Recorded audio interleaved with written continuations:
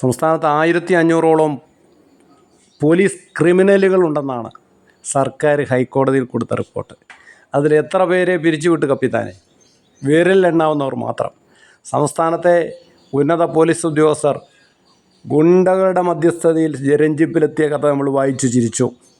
ഒരു DYSP ആസ്ഥാന ഗുണ്ടയുടെ കക്കൂസിലൊളിച്ച കഥ വായിച്ചു.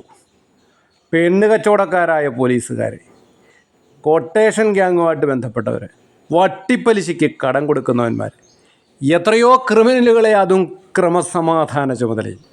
വരാപ്പുഴയിലെ ശ്രീജിത്തിനെ, നിരപരാധിയായ ഒരു മനുഷ്യനെ രാത്രി വിളിച്ചിറക്കി കൊണ്ടുപോയി തല്ലിക്കൊന്നവന്മാർ, സർവീസിൽ സുഗമമായി റിട്ടയർ ചെയ്തവനാണ്. എല്ലാ ക്രിമിനൽ കേസിലും പലതരത്തിൽ ഒന്നല്ലെങ്കിൽ മറ്റു പല വിധത്തിലും ഇവന്മാരുടെ പങ്കുണ്ട്. കഷ്ടം കപ്പിത്താനെ, കഷ്ടം തന്നെ. ഊരിപ്പിടിച്ച വാളുകൾ.